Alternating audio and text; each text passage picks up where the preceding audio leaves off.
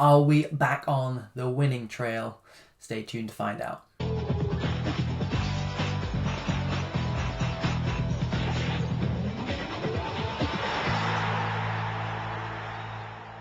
Hello and welcome to Gone on Holiday, the playthrough where we are playing as Harchester United from the Dream Team series. It's been a season of ups and downs so far, probably more downs than ups. But here we are in 7th place. The goal is Champions League, and I don't think the board will stand for anything less than that. So we've got 2 games today, the first of which being Brighton at the Dragon's Lair. Before we do go on, please make sure you like, please make sure you subscribe, and if you want to get involved, as always, please do drop a comment. Let me know which one of the youth team players, under 23 players you want to take over, and we'll get you signed up and playing for Harchester United. So this is our team for today's match at home to Brighton. We have gone with Carl Fletcher back in the hole instead of Casper Rose. He did come on in the Leicester game and pretty much change it for us. He did also get in the team of the week despite only playing about 30 minutes. So he does have a bit of a fitness warning. I'm hoping he can do the damage and then we can take him off. But again, like we said, that front 3 there, 4.5 stars upwards. We are blessed to have them, so hopefully those guys playing together will do the business for us today. Mackay keeps his spot despite Moody being fully fit. I guess he could easily take Sullivan's spot as well, but he's actually been pretty good for us. And same back 5, who have only conceded 1 goal in the last 2 games, so improvements there, and Kovac coming back from fitness again. He was the weakest trainer this week, so he's had his wrist slapped a little bit there. So here's how the 2 teams line up. I do fancy us. Brighton are a team we probably should be beating, and especially at home as well. And yeah, like we said, we are in good form for the first time. It's the first time we can say that. Back-to-back wins, and Fletcher and Davenport up front together is a sight to behold. And again, there we are in our all caps lock, ready to go, ready to take on Brighton. And Fletcher sees his early shot saved. A nice yellow kit for Brighton. And again, it's swapped over the Brighton and Harchester stats, which again I don't particularly enjoy, but such is life. We'll switch it back after this, after Davenport scores. Looking very bright, and he's opening a couple of minutes. I'll say that, and they'll go and score now, won't they? Let me swap those over. I like to see what my players are doing, funnily enough. Again, we've got another week off after this. There's no midweek games for a couple of weeks, which is, like I said at the beginning of this save, we've got a good first 11 and then a couple of really good subs. After that, we're really struggling with squad depth. So the more we can put out our starting 11, I think the better we're going to do this season. I know that's usually the case, but teams who are up against like the Liverpools, the Cities, they're going to have much better squads than us. And that's Sullivan's 3rd goal of the season, but it's also his 3rd, probably arguably world-class goal of the season. He only scores screamers. Puts us 1-0 up, and in the driving seat, we're looking tasty. We're looking good value for the goal so far. Fletcher looks busy. He probably will only get about 50-60 minutes this game.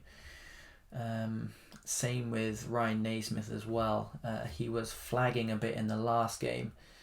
It's not a really good sign for us that we're only playing 1 game a week at the moment. He did play the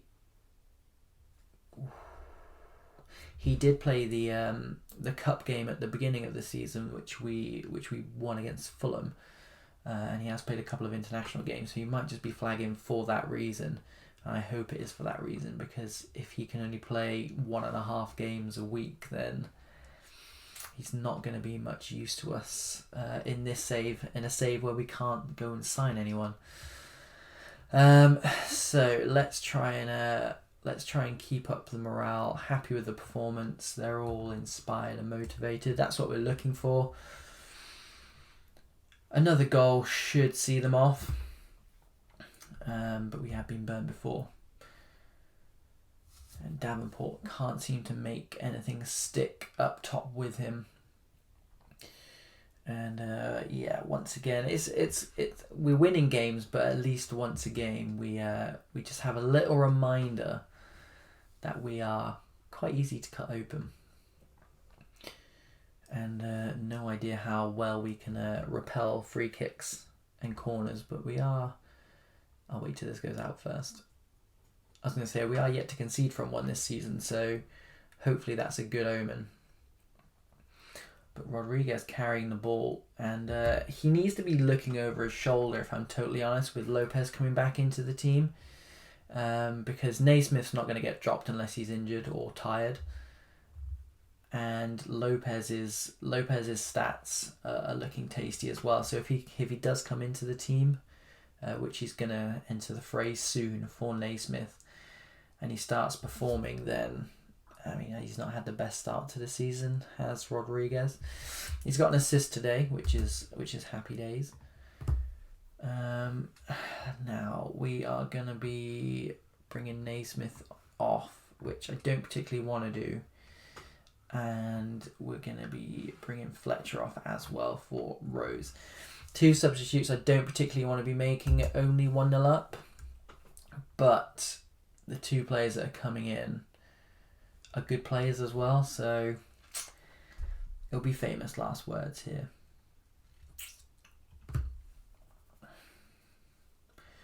And Brighton keeping the ball but in their own half. We're more than happy for them to have it there. It's when they start to venture in, and that's why the likes of Sullivan are playing to break them down, set Rose on his way. And don't forget, he only scores screamers, so couldn't add to his earlier goal, but not a bad effort at all. We could do with another goal. We don't appear to be the most calm team, a bit nervy.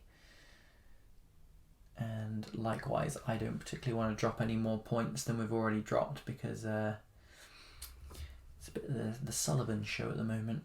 But yeah, rather not drop points at this moment in time, because if I'm totally honest, we can't really afford to, having already lost 2 this season. And what have we got left? Do we shore up in midfield, or do we get fresh legs on the wing? Considering we don't really have any other wingers, it might be a case of let's get Moody in for Mackay, just freshen things up a little bit. He does actually have, I think he's got more stars than Mackay, but we seem to play better with those 2 playing in midfield.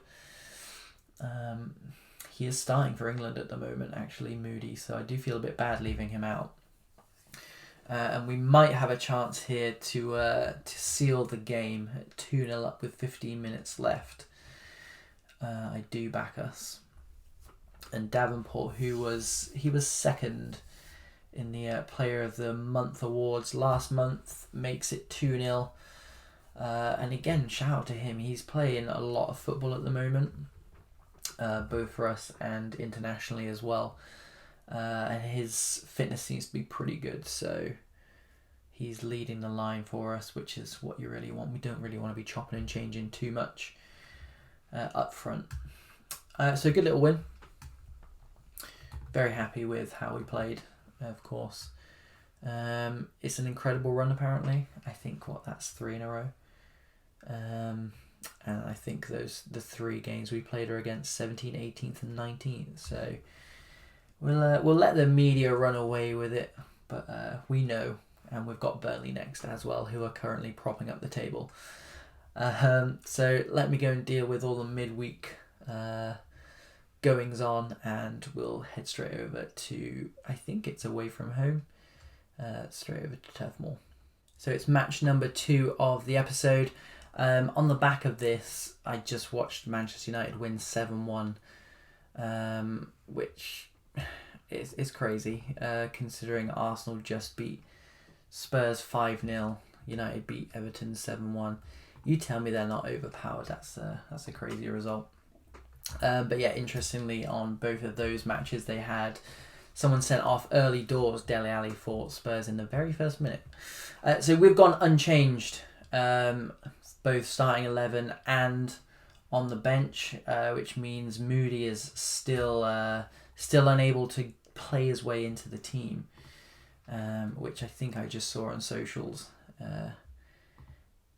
is upsetting 1 or 2 people. But we're in good form, and Burnley are bottom of the league. We've got Wolves next Saturday, which is good. Gives us another week off, which again we need. Players like Naismith, I'm just watching his fitness very closely at the moment. And Wolves are currently 16th, so that means in the last 5 games we would have played 16th, 17th, 18th, 19th and 20th. So don't let those dubs fool you guys. We don't know too much about this team, despite being on a good run at the moment. The wheels could and probably will come off at some point, and especially when we've got teams around us winning 5-0 and 7-1. So despite that, we're looking good against some of the so-called weaker teams.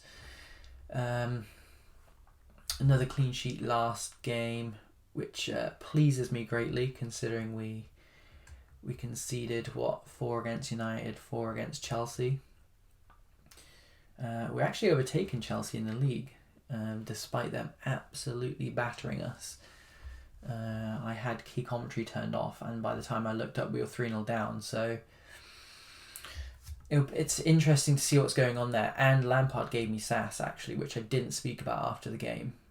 He said if I don't change my tactics, that I'm going to get fired. He's right, but also at the same time, like, don't bro. Just accept the win and move on. It's unnecessary. I miss the old Football Manager, actually, where you could just randomly click on a manager's name and then just start like giving them sass for no reason. I wish they brought that back, because even when you get into like arguments over the game of football itself, that's a really good finish.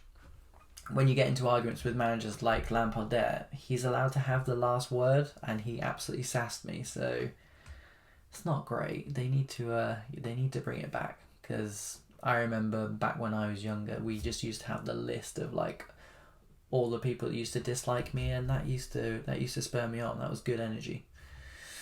I miss that. But yeah, we're looking good. We will press Dwight Neal because he's a very good player. Burnley at home, struggling to get out of their half a little bit, I think, unless they go and do that. And it did look like the left back was playing them onside. Yeah, he was. They've not blown up for it, so I did just tell them to press Dwight Neal, but I don't know why they're not. Sees us through to half time though without conceding again, which is good, all things considered. I won't let them know they're capable of better. Let's just look to inspire. We normally do. We'll try and keep the morale up. We can't bring new players in, so we're stuck with this bunch, so why not keep them happy, and why not pretend they're amazing. So it looks like 3 of our front 4 are struggling fitness-wise, which is, again, something for us to keep an eye on. One of those is Carl Fletcher again. He was out for... Sabatier is booked again. He was out for 3 weeks earlier in the season. Was that Rodriguez who played that pass? Yes, it was. And that's how you keep your spot effectively, by whipping in balls like that. So that does give me a bit more freedom to make those changes. So Carl Fletcher can come off. We'll give Rose a run out, and Naismith. Let's get Lopez back on again. See what he can do. We'll swap those around. I do think Rodriguez prefers playing on the right, but needs must and all that. I do wish we had another. We've got Moliano, but again, he's not particularly up to scratch. And I don't know why, whilst defending that corner, our two players were just marking each other rather than Gray. And we don't get punished for it this time, but arguably probably should have. And it's just little lapses in concentration like that, which just we need like 2 or 3 goals every game if we're gonna win, because we do get picked apart just like that.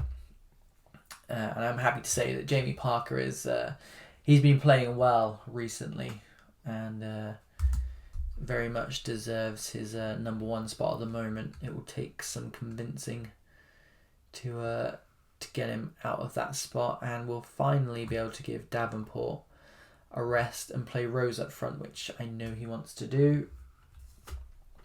We are currently training Rose to play as shadow striker, so I'm hoping when that kicks in, the performance levels start to rise, because he's not been as impactful as you saw Fletch coming off the bench against Leicester, for example.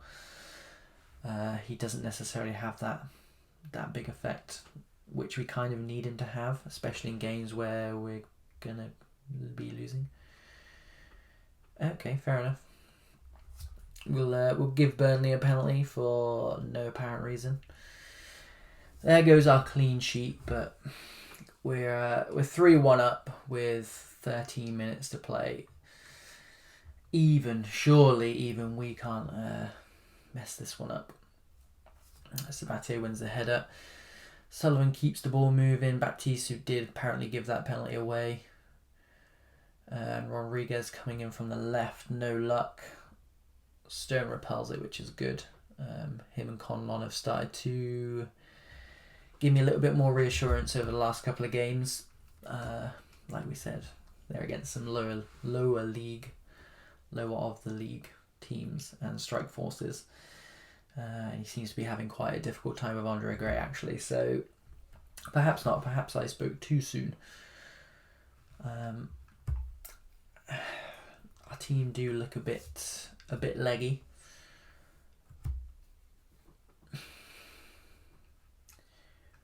And we do just about manage to get over the line. I think that pretty much tells us that when we don't have that front three, that's what we look like. So yeah, media trying to twist things again. We are up into 3rd. Like I said, we've got Wolves next, so we've got a chance to create a bit of a gap between us and 5th place, which again is our goal for this season. So please do join me on the next episode. 2 more Premier League games for you as we continue to try and secure that 4th place spot. Thank you so much for tuning in, and I'll see you on the next episode.